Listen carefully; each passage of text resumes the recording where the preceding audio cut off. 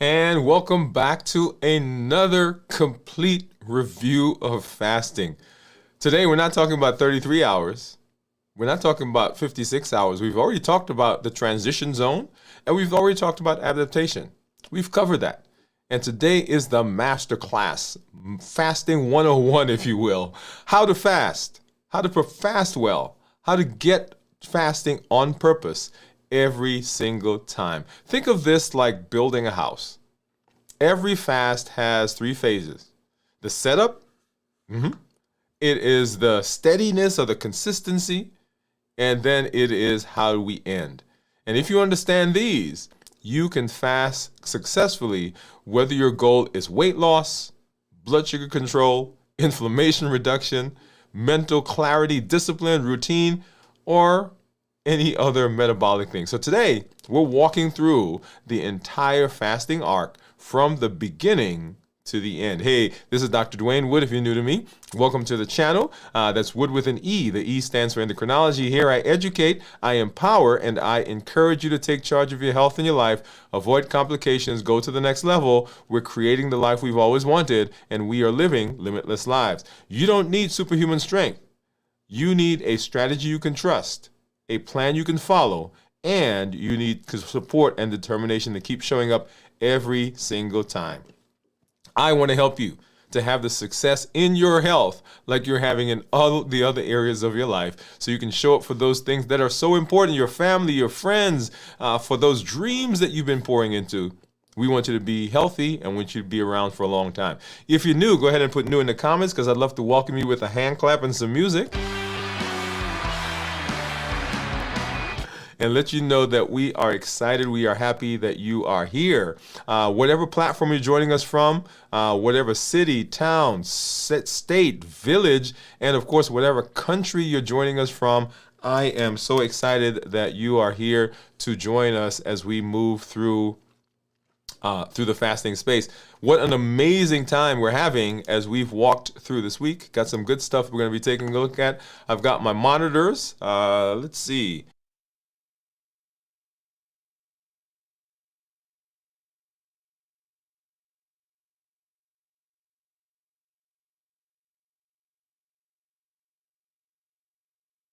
A special shout out to our accelerator members who are joining us. Thank you for coming through and hanging out. Always excited when you are here in this space with us. And so what I want to do is, number one, we want to go ahead and we want to do a check-in.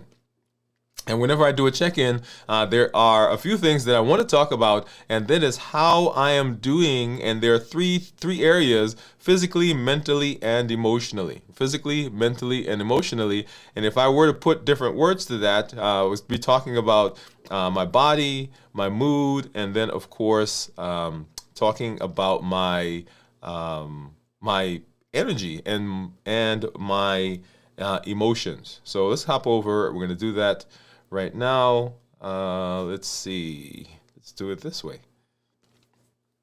So physically, mentally, and emotionally. Physically, mentally, and emotionally, what's going on in my body.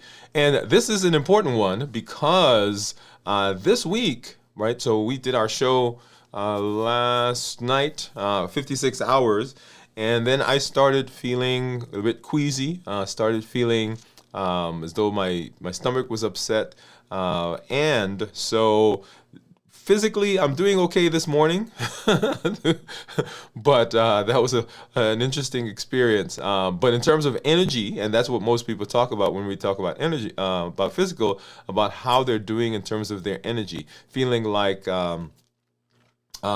there's a dip in energy, or feeling as though they're walking through quicksand.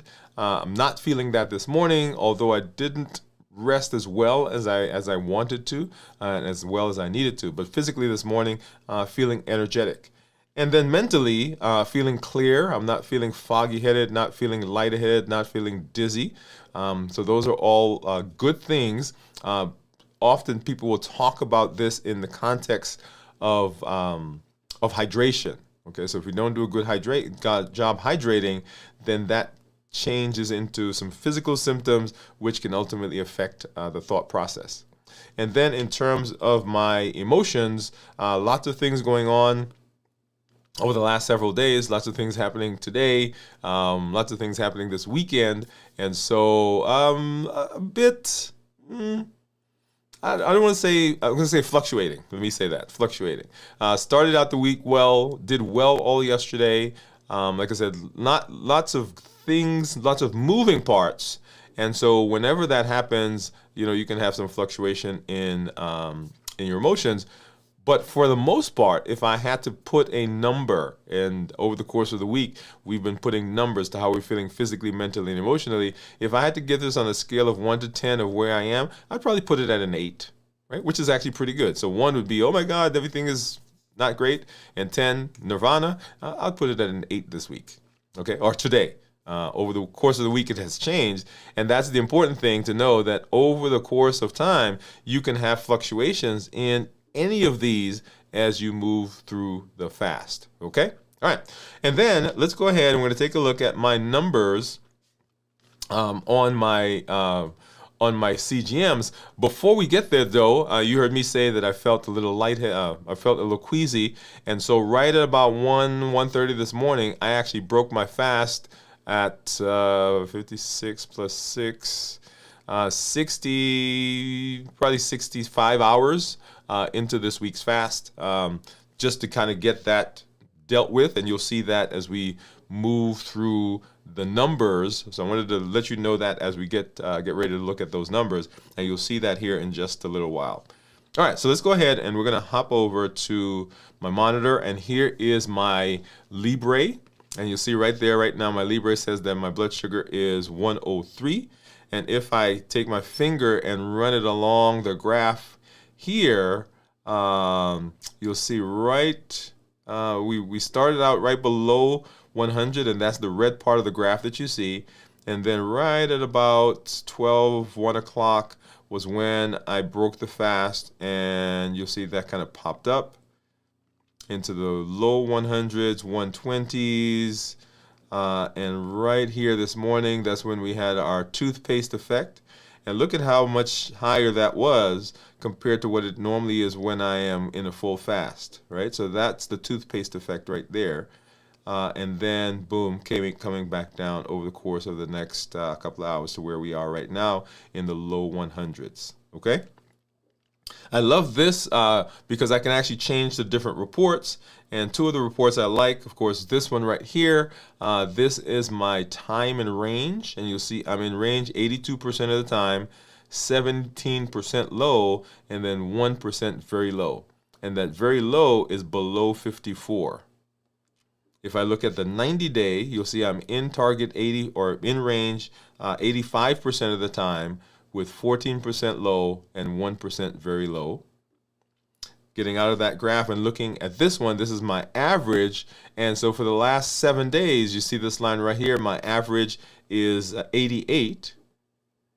And jumping over to the 90-day. And the reason I go to the 90-day is because that's where our A1C comes from. It's an average over 90 days.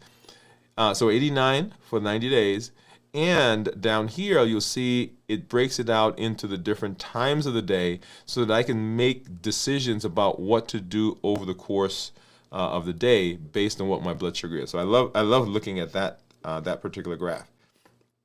And then let's go ahead and let's take a look at what's been going on with my, this is my Dexcom. Once again, that's 3 hours. And let's go ahead and let's do the 12 hours because that's where we were talking about on the Libre just a little while ago.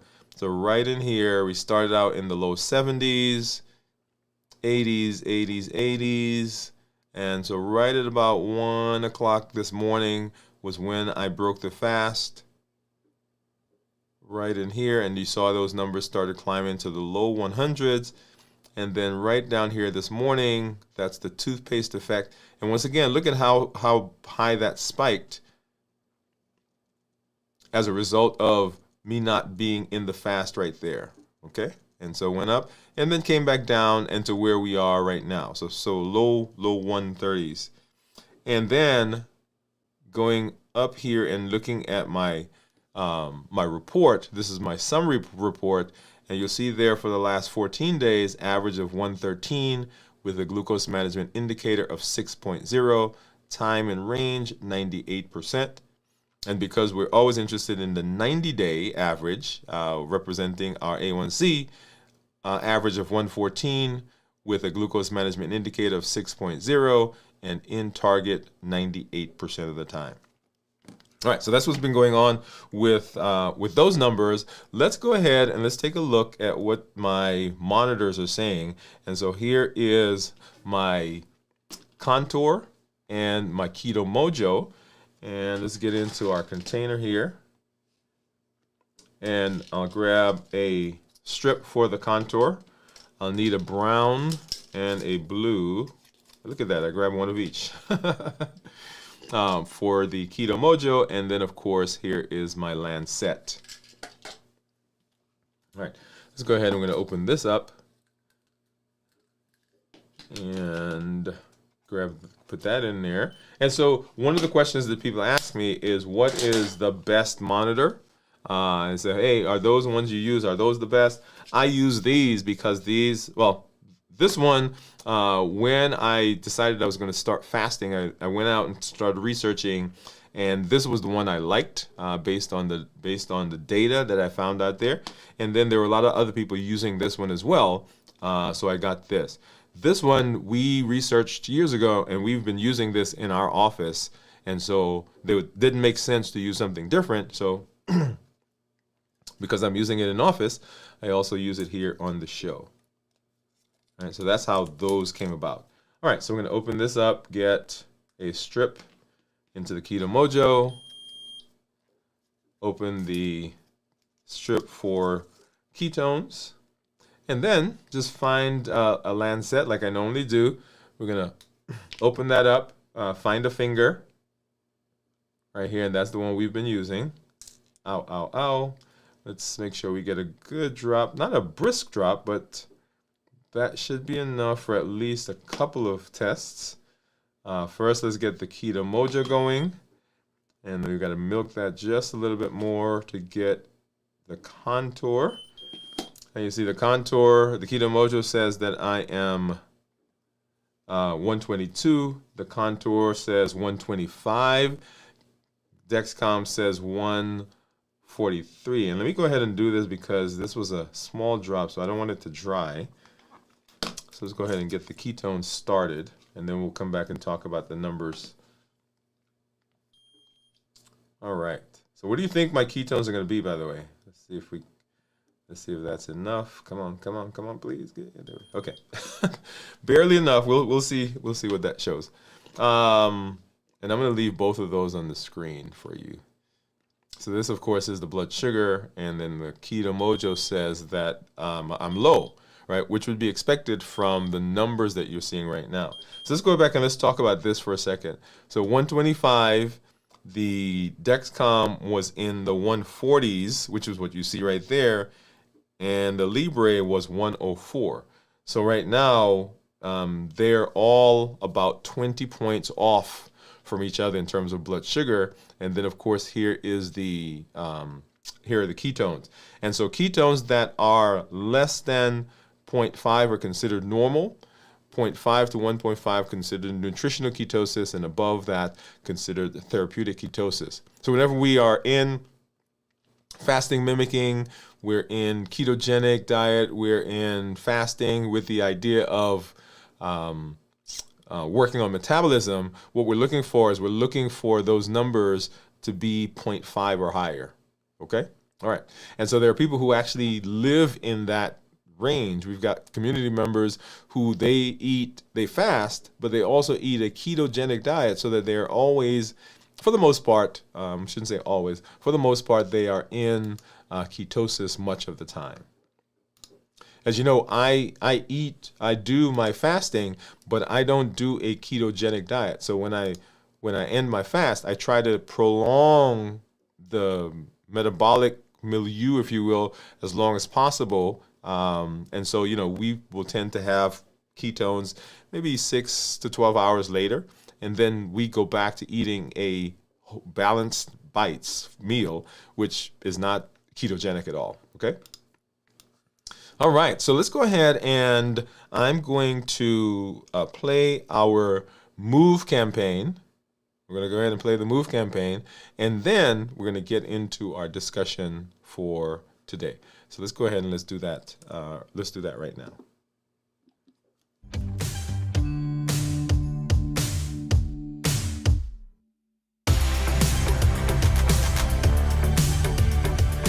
Welcome to Move, metabolic optimization via exercise. This isn't just about workouts. It's about moving your body, moving your habits, and moving your life forward. Each episode builds consistency, strength, and resilience step by step. I'm Dr. Dwain Woode, and together we're writing the story of health, transformation, and limitless living. This is Move. Let's get started.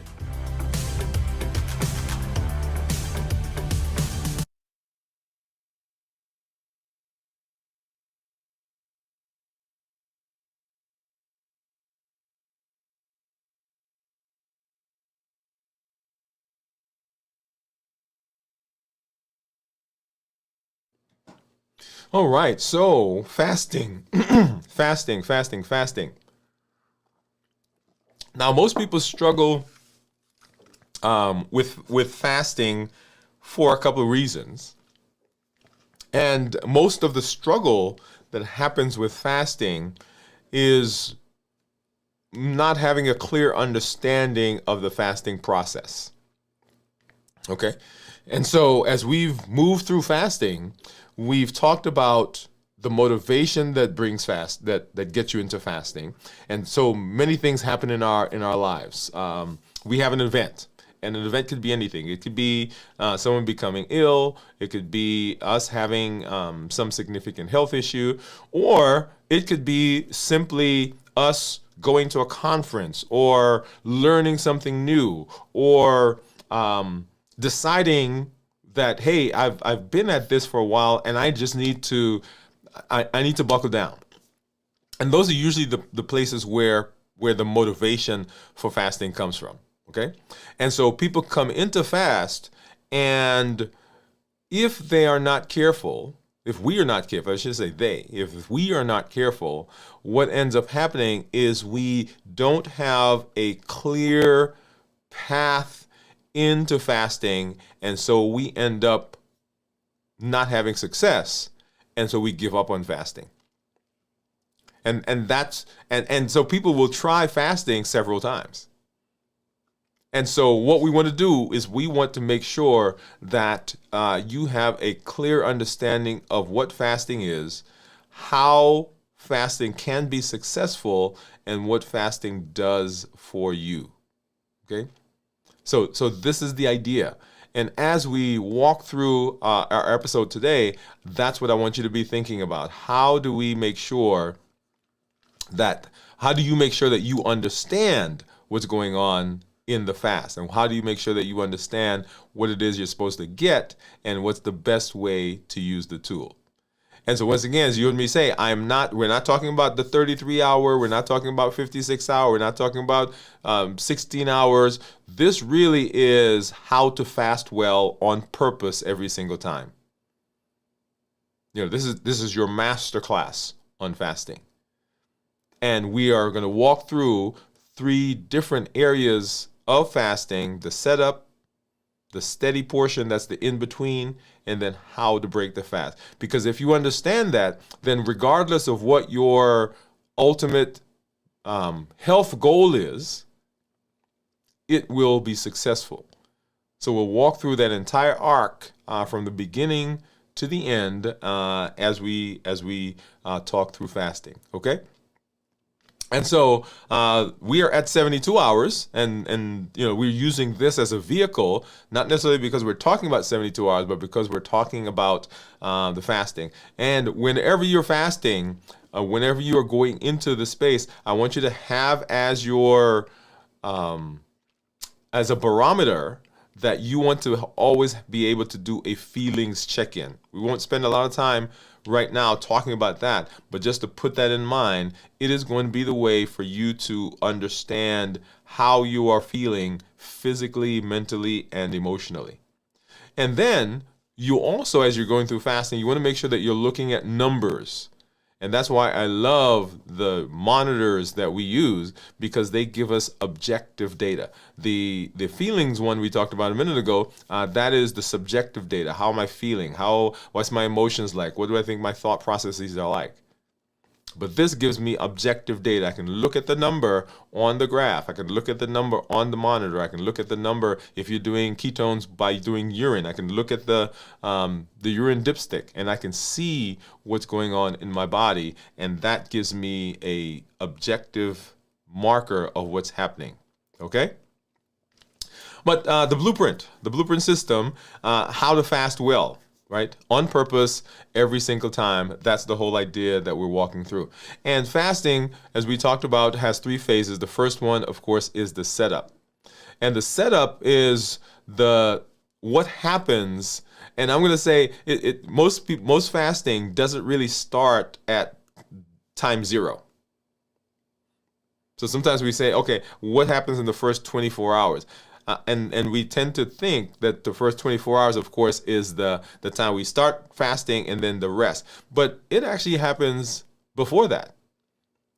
Fasting preparation determines fasting success. And most of the struggles that we have during the fast most of the struggles we have with fasting doesn't happen during the fast. It actually happens before. They happen in the setup phase, long before hunger ever shows up. And so we want to talk about how do we prepare, how do we get through, how do we move through that space, okay? So we want to prepare by preparing, number 1, we want to prepare our last meal. So we're coming into the fast. This is time 0, right? So 0 to 24 hours. This is time 0, but we are starting the fast by preparing. Prior to that, we're preparing our last meal. We're thinking about the fast not as hey, it's starting there, but hey, it's just a continuum, and I am getting ready for that continuum out here. I'm preparing, I'm looking at the food that I'm going to eat as my last meal before I get into the fast. It actually starts with that final meal. And a good fasting meal, right, is tailored to help you stay satiated during the initial hours of fasting, to help you move into ketosis as smoothly and as quickly as possible, and to not set your body up so that you don't get the benefits of fasting. So a good meal, a good last meal, is tied to our concept of not a diet and not a list of foods, but the concept of proteins, healthy fats, non-starchy vegetables, limiting the carbs, no added sugar. And we've kind of talked through some of that before, so that your body is able to manage the sugar and the processed foods that come into it without any delay. Because if we don't do a good job of that last meal, then it delays the progress into the metabolic space that we want. Because your body is primed to get there, right? If you've been doing this, your body is well ready to get into that metabolic flexibility. It actually has become metabolically flexible, and it's ready to get in there. But if we don't do a good job, we end up short-circuiting and not getting as much benefit as we expect. Okay? So a bad last meal makes the first 12 hours not that good.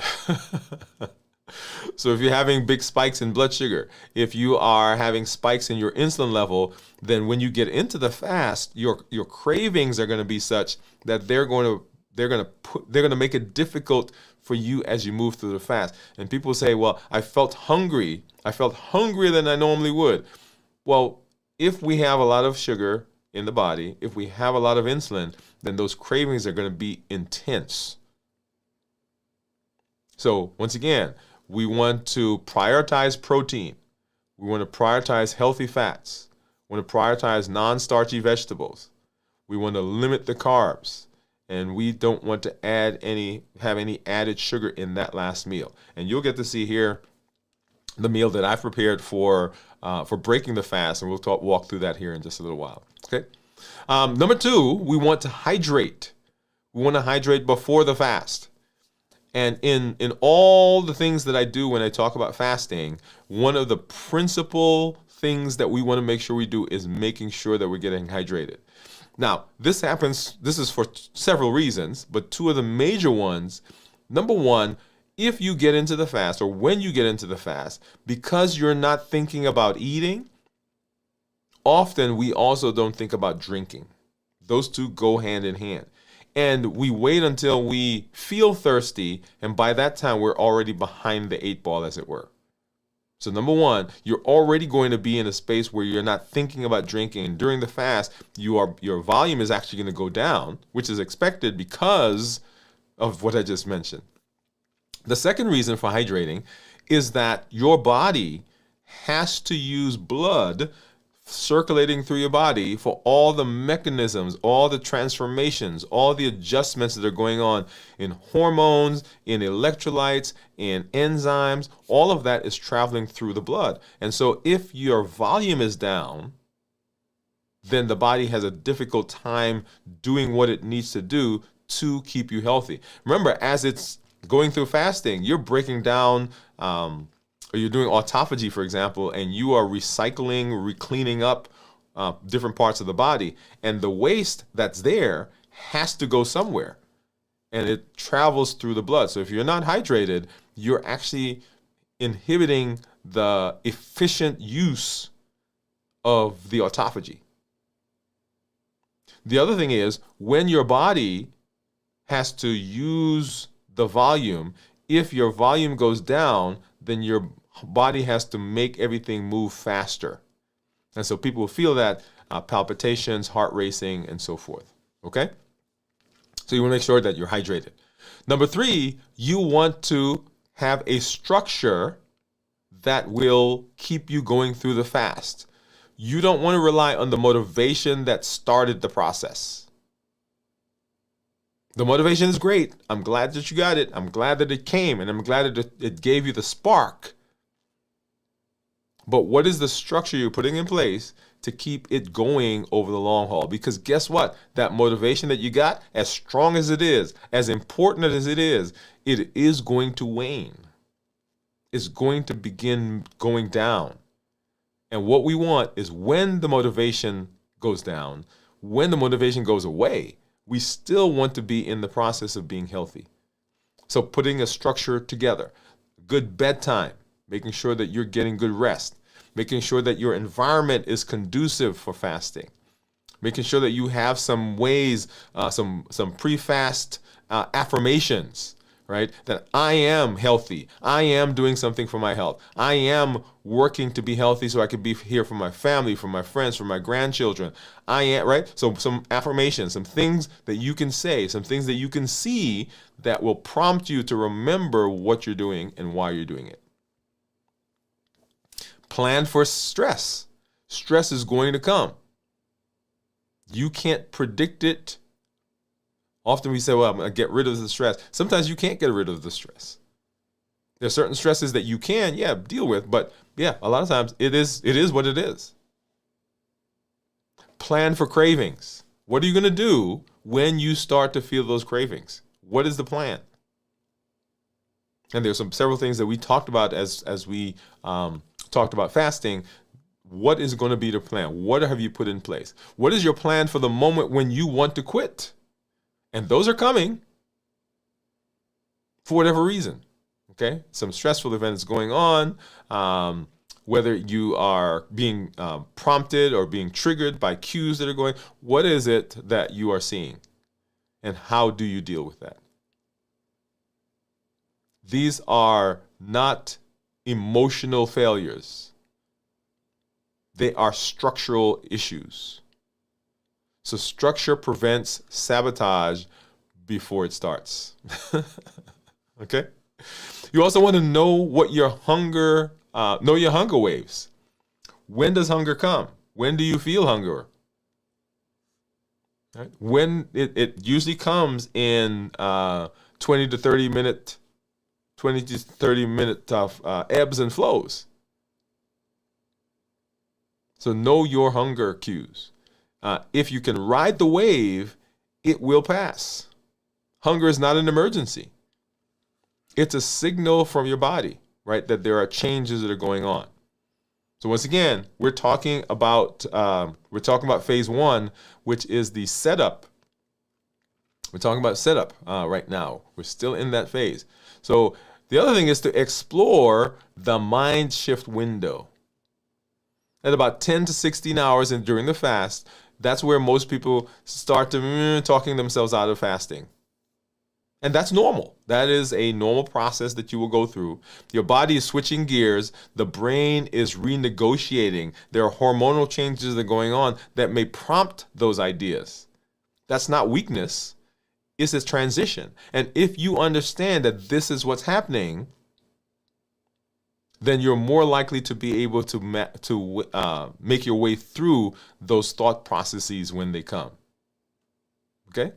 So that is the setup. That's the setup. How do we make sure that we are coming into the fast with the appropriate structure, appropriate thought process, appropriate physical preparation to get us through the fast? The next is our steady phase. And this is the phase where structure replaces the struggle.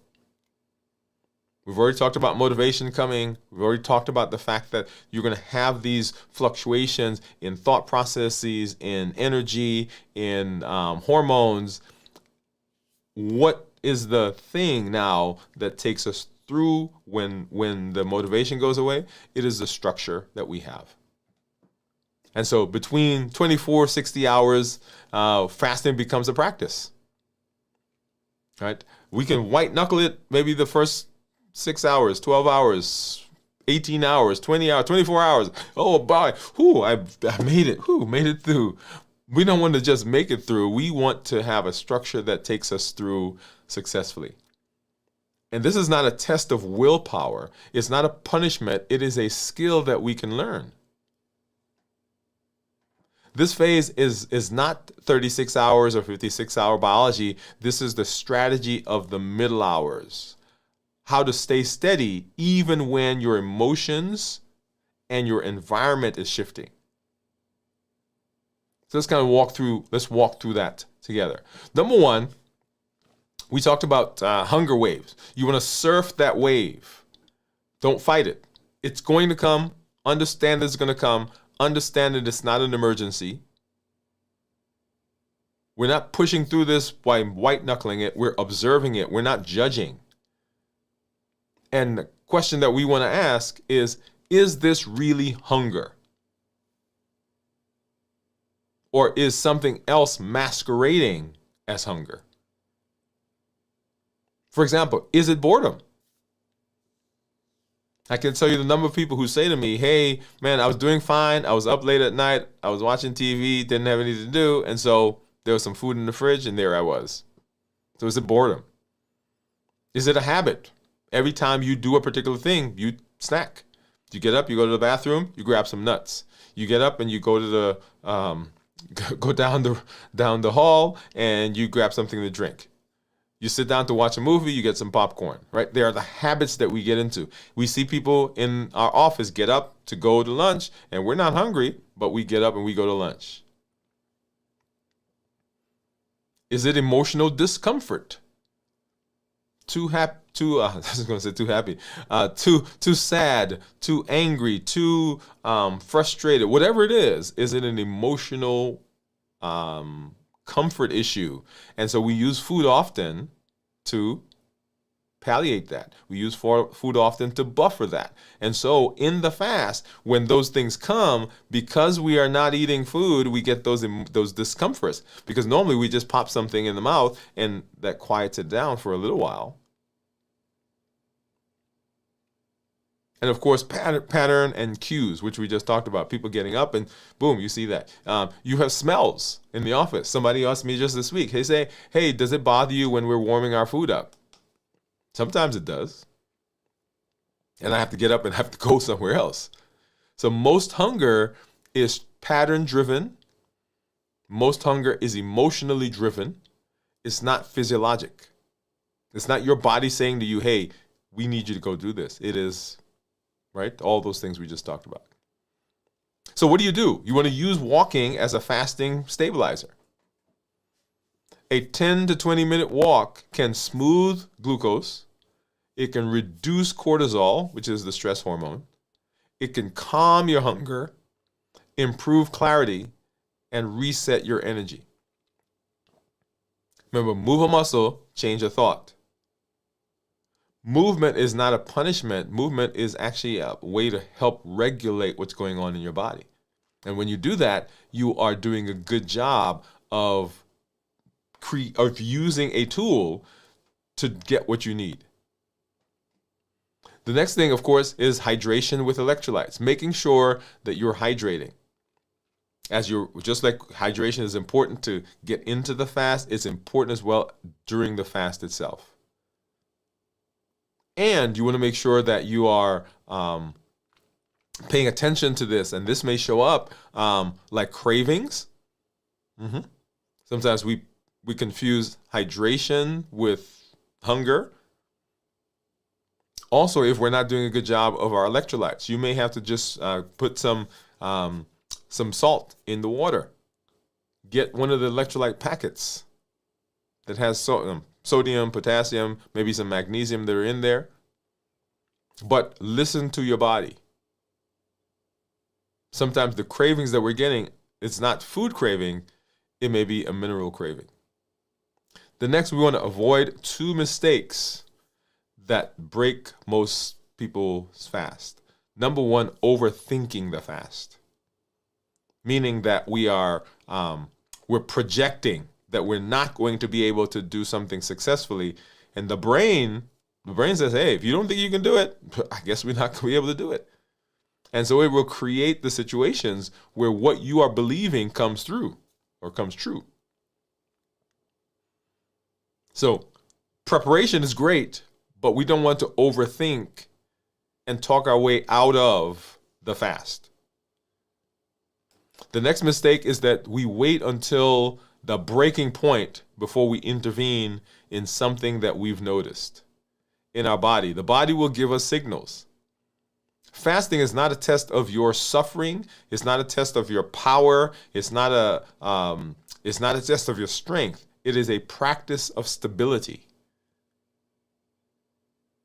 So if you are noticing something, like I mentioned to the group that I noticed, I was feeling nauseated. I was feeling burning in my stomach, indigestion. And so I ended up breaking the fast at 60 plus hours because I was listening to my body. So don't wait until the breaking point, because then what happens is your brain, your mind remembers that. And so the next time you want to fast, your body's like, last time we did that, it didn't go so well. So intervene before it becomes a problem. Protect your emotional window. Around that 36 to 48 hour emotional intensity will come in. Emotions can get stronger. This doesn't mean the fast is failing. It means that you are becoming aware. Because normally, what do? We pop some food. But now, because we're not doing that, we become very much aware of how we're feeling. And now we have to confront that. I like to say we're living life without the net. We're living life in the raw. And awareness is part of your restructuring.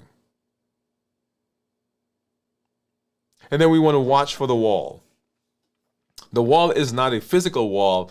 It's a mental friction plus cortisol spike. Right? So the wall it's what's going on up here, which causes a spike in our cortisol. And those two will set up a system where we feel like this is not working. Ooh, let me get out of this. Right? It creates a sense of urgency or us feeling unsafe. And remember, what the body's looking for is looking to feel safe so that cortisol goes down. When that happens, then there's calm.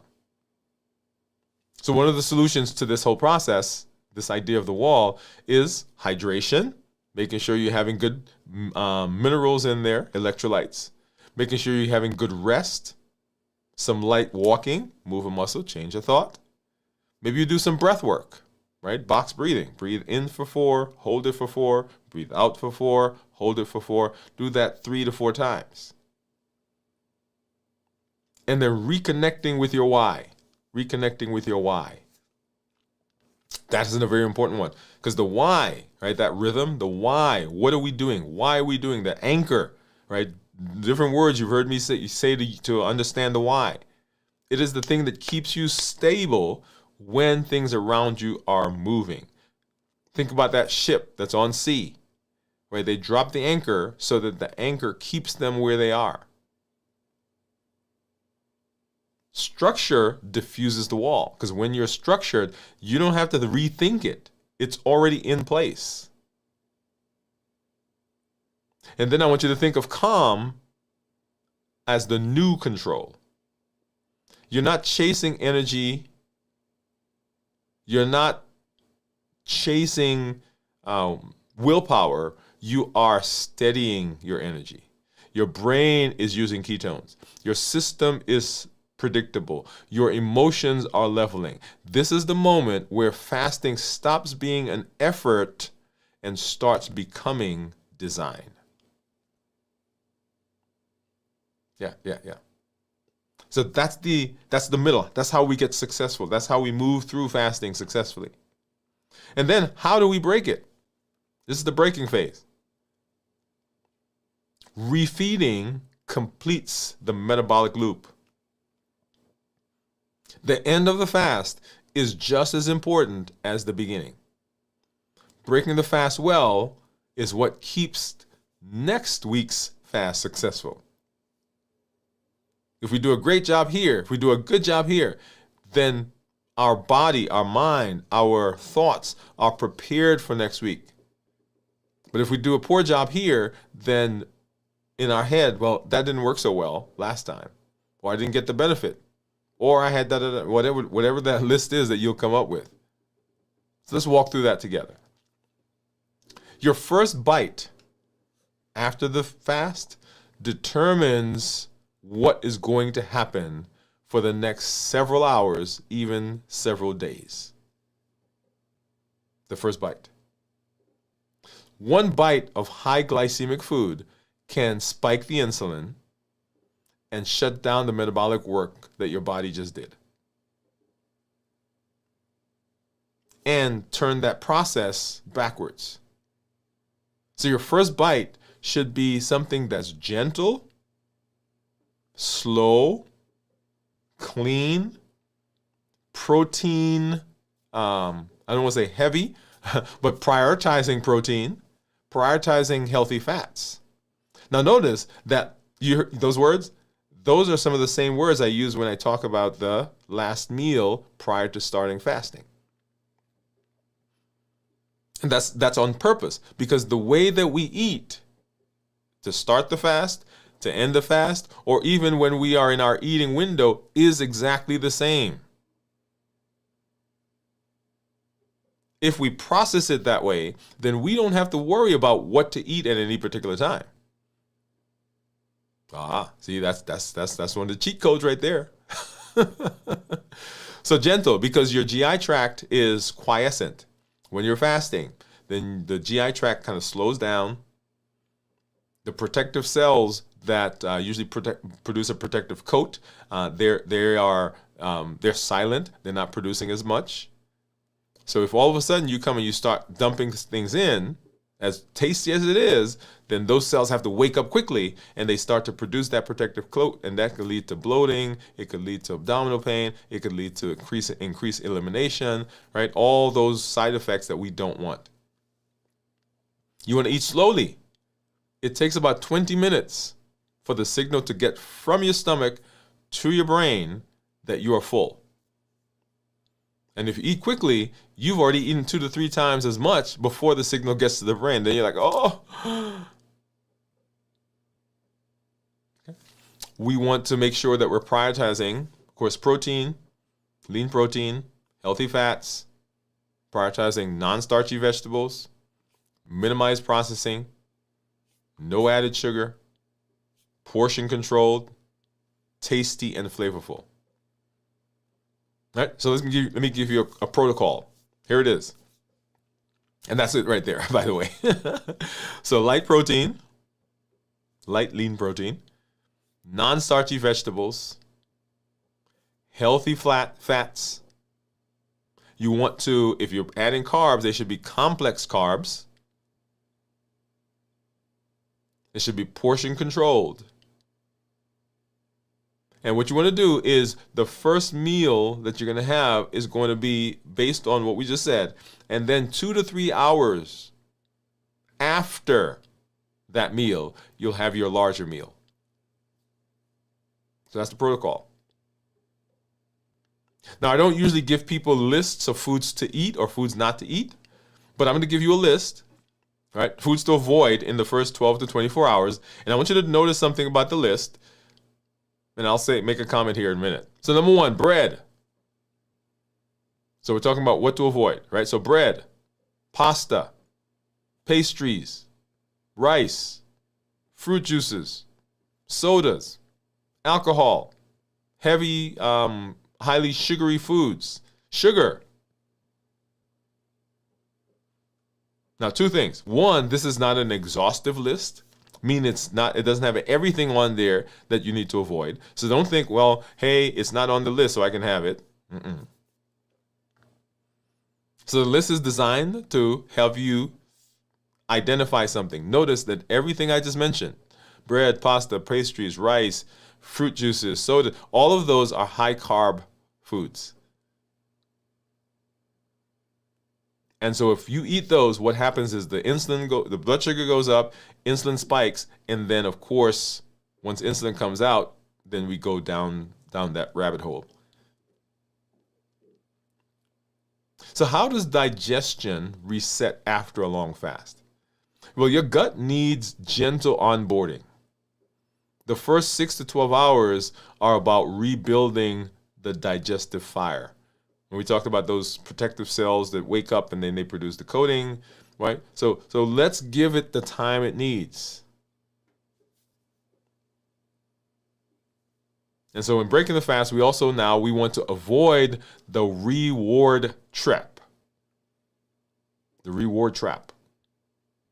Feeling proud. Oh man, God, I made it through. This is great. So let me go reward myself, and I'm going to reward myself with some baked goods, some sugary foods, right? And so what happens is we go through that process, sugar spikes, insulin comes out. Once again, we talked about the effects of having a lot of insulin on board. That's the metabolic cliff. Remember, structure is greater than reward. Follow the structure, right? The protocol we just gave. Wait 2 to 3 hours, then you have your big meal. The big meal should still follow our food thought process. And then you can still have some of the carbs, right? Some of those things that you like. But don't let those be the first thing. When we talk about our our protocol, one of the things that I didn't mention is whole foods, right? And when we talk about whole foods, we say whole foods first. Not only whole foods, but whole foods first. And this is the idea here. The protocol first. Follow the structure first. Once you get through the structure, you've done the initial meal. You've waited the 2 to 3 hours. You've had the larger meal. Now, right, because you are not all of a sudden shocking the system by those high carbs, now you can say, hey, Kim, now let me have some of that stuff. And then you want to plan for your next fast before you break this fast. Right? Talking about how do we get through the fast? Or how do we break the fast? Right? So breaking the fast, refeeding, it completes that process. But before we get to the next fast, we want to plan, before we break this fast, we want to get to the next fast. That will help us to keep the process going. It will set us up because we anticipate the next fast, and now we're thinking about fasting, even as we're breaking the fast for this week.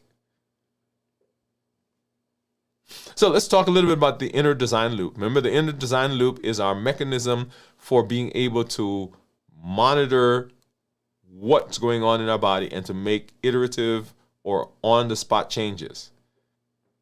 So every Friday as we go through this, we're doing some time of reflection, looking at this inner design loop. What worked this week? Number one, our anchor. What was it that helped us through this process? We're going to write that down, because that thing that worked, that's going to be important for us as we move into fasts in the future.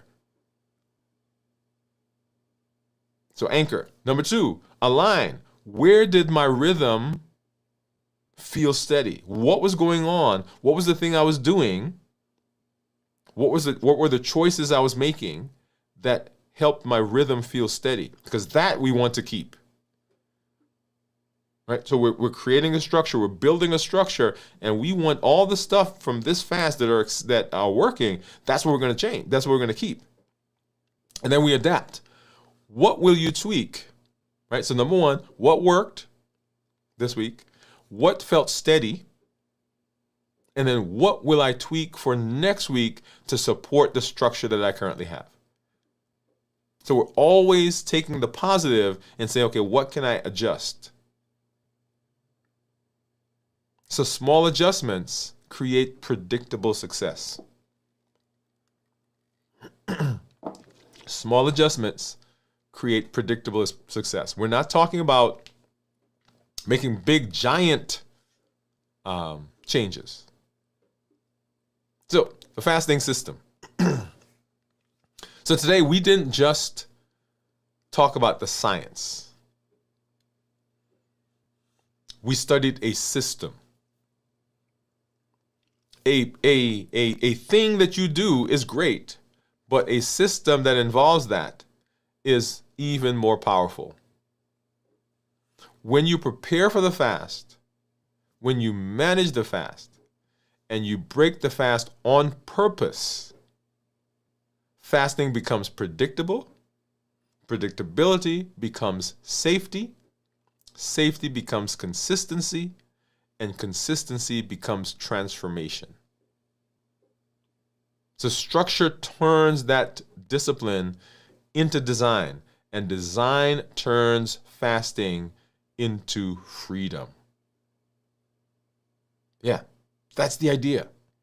So once again, we're not looking to do something just today or tomorrow or the next day. We're looking to do something that's going to last us for a long time, because we want to be healthy. We want to keep showing up. And if we're going to keep showing up, we need something that's going to be on point. Yeah? So you've completed another week of deciding that you are going to do what you need to do to be healthy. You've learned the fasting system. You've seen your numbers stabilize. You've built trust with your metabolism, and your metabolism is learning to trust you back. That's an important point. Because when we feel safe, when the body feels safe, the body has incredible resilience and capacity for healing. So we want to give it everything it needs so that we set it up for that healing process. That is fasting. And so what we're doing, right? The Limitless Living says we're designing the life. We're building the health. And when we do that, then we are able to live limitless. We continue fasting. We continue the process. We continue the push to be healthy. We continue making those choices on a weekly and a daily basis. And if we make the process simple, then it's not a arduous thing. If we continue in the rhythm, the alignment, and the structure. Do you have those things in place that takes motivation out of the picture and allows the system to still work when you don't feel like it? Join us for our next episode, and we will continue doing our fasting, continue making choices to be healthy. Thank you for joining me for this one. We'll see you next time.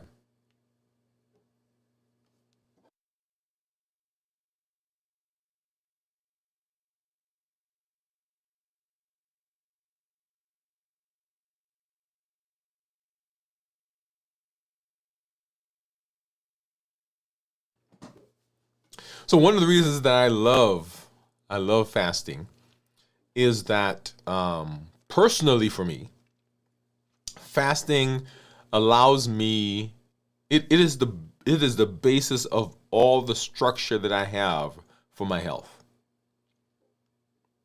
It is the basis for all the structure I have for my health. Because I know when I'm fasting, I've got my fasting window. I know because I'm thinking about fasting, I think about my eating window as well. Because I'm thinking about my eating window, that has implications for my movement. And because it has implication for my movement, I've got to be structured in the process. So lots of things have been going on with me personally over the last several weeks. And the thing that has kept me going, the thing that has kept my health the way I want it, is because the structure is in place.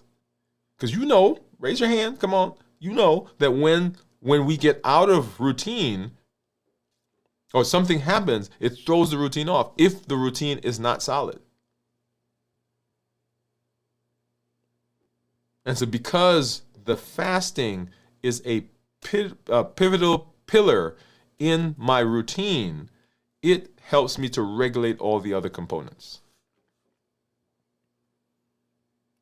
So in this space, I've asked you to come up with 3 things. 1, movement non-negotiable. What is going to be the movement anchor?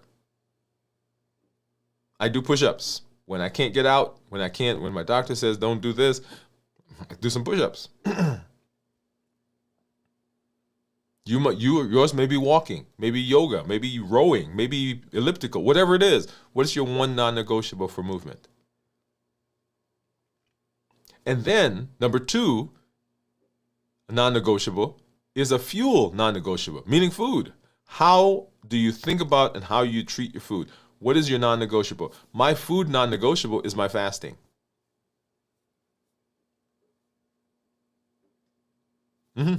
So that happens. It's going to happen. It may not look the same as it did here, right? So 60-something hours rather than 72. Maybe your fasting may not look like a 24 this week. Maybe it looks like a 16-8, which is okay. But what's your non-negotiable? Maybe your non-negotiable is balanced bites. I am going to eat this way 1 day, 2 days, 3 days this week. What's your non-negotiable? And then the third non-negotiable is your recovery and restoration. Whether it's mindset, I'm going to do devotions, I'm going to do breath work, I'm going to do yoga, I'm going to do meditation, right? Mental mastery. Or it's going to be rest and recovery. I'm going to take some time off. I'm going to develop a way of dealing with stress. I'm going to get better rest. I'm going to go to bed earlier. And in order to do those, you got to have structure. Remember 3 non-negotiables. If you take the health action plan, you can distill it down to those 3. Plus now you have structure. You have something, a way of sitting down and saying, okay, this is what I'm doing now. If you do that on a consistent basis, you will find that it will give you immense benefits, even when motivation is not there. That's why I love this process. I love the fasting. Everything that we do here is based on our formula. We educate, we empower, and we encourage. That's a triple E formula for success. We educate with the shows, with the podcasts, with the blogs. We empower with the tools that we're using.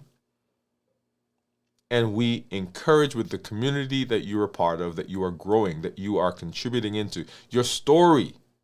When I hear your stories, when I listen to you, those stories encourage me, and we get to share that with the community at large. the successes with weight going down, getting off of medicine, being able to get our A1C down, getting our getting off of blood pressure medicine. All of those things are benefits that enrich the community. We also get to come alongside you when you are having those points where things are not quite going the way you expected. We get to say, hey, this is how I did it. Or we just get to listen and allow you the space to be who you are without judgment. And then you also are a voice. You are an ambassador. I'm deputizing you to say to your family, to your friends, to your community, to your doctor's office, to your church, that we can be different. We have the power. We have the ability to make choices that will improve our health. We don't have to accept that this is my diagnosis. We can make choices even now to be different. Whatever's happened in the past, it's happened. We can't change that. But we certainly can make a choice right now going into the future. And we can be different. We're showing up with our best self, our best health, and our best plans. We're not allowing anything from outside or inside to prevent us from doing what we need to do.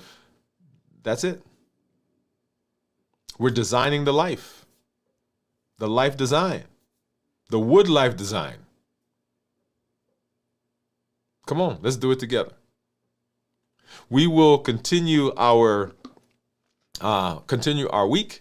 We've got video from the vault coming up on Saturday, tomorrow at 9 p.m. Central. And then This Week in Review will be here at 6 a.m. on Sunday, right here on the channel. That's Central. And then on Monday, we'll be right back as we move through another week of the Blueprint series on Dwain Woode MD Live. Remember, as we get into the rest of the this month, we've got some changes to our schedule. Our last live show will be on the 22nd of the month, and then our first live show for the new year will be on the 5th. So make sure you keep that in mind. There will be something here on the space. Won't be a live show, but something here for you. So make sure you come out, join us, and celebrate as we move into the rest of this week and into the rest of this month. Thank you for being here. We're going to listen to that MOVE campaign one more time, and then we'll be out of here. This is Dr. Dwain Woode. That's Woode with an E. The E stands for endocrinology. Here I educate, I empower, and I encourage you to take charge of your health and your life. Avoid complications, go to the next level. We're creating the life we've always wanted, and we are living limitless lives. Wait a minute. Wait. I forgot something. You guys didn't remind me. Hold on. I didn't show you my meal.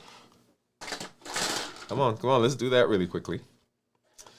Let's see. And so here is... Okay, here's my meal. Let's walk through that together. And so, as you know, and we've been talking through this meal, by the way, today. And so, whole foods, right? So, whole foods. There's some cheese there, and there's some light dressing that's on there, vinaigrette. Whole foods, most everything there is whole foods. We've got no added sugar, right? The only thing there that probably has some sugar is the dressing. Minimize processing. Once again, the dressing and the cheese are processed. Everything else is whole and not processed. Lean protein. So this is this week I went into the freezer and I had a turkey breast that was left. And so I took that joker out and I jerked it. You guys know I love jerk chicken. So I did the jerk turkey. So that's what you see right there. So that's lean protein. Healthy fats, I've got some avocados and, of course, the fat from the cheese. Starchy and non-starchy vegetables, so there are no starchy vegetables on this plate. So I've got lettuce, I've got some red onions, I've got some red cabbage. There are some carrots that you see poking out right there. I don't have any tomatoes or anything like that, and no other starchy vegetables. Portion control. This looks like a good portion to me.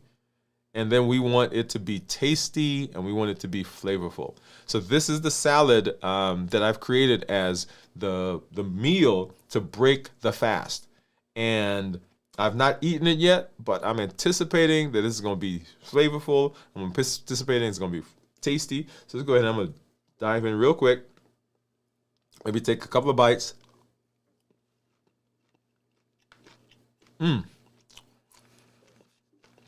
That turkey right there, man.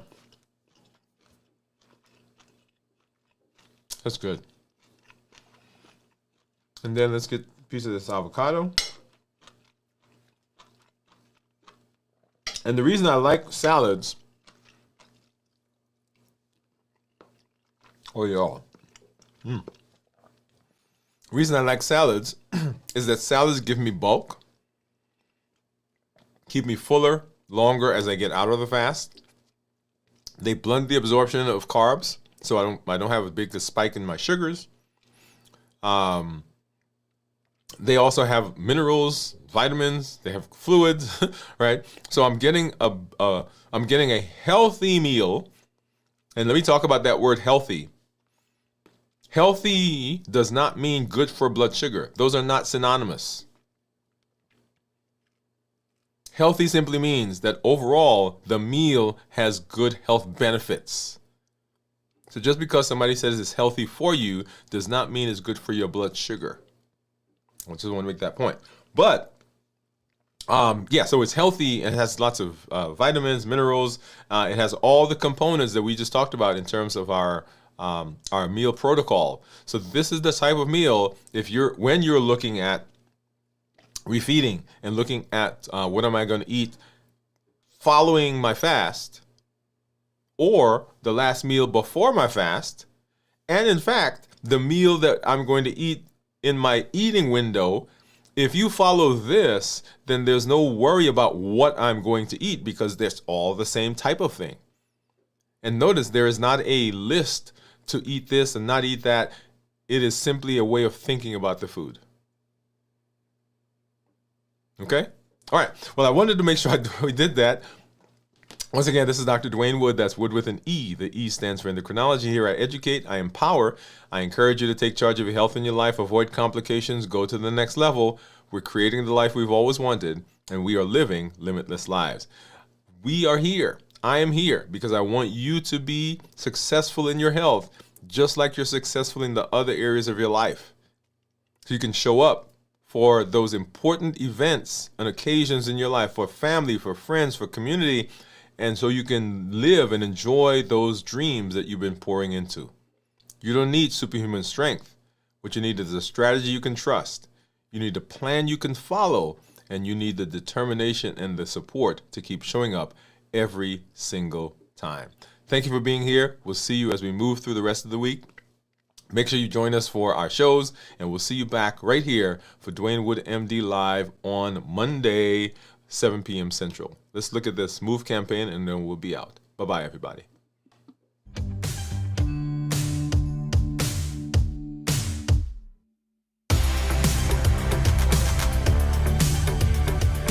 Welcome to Move, metabolic optimization via exercise. This isn't just about workouts. It's about moving your body, moving your habits, and moving your life forward. Each episode builds consistency, strength, and resilience step by step.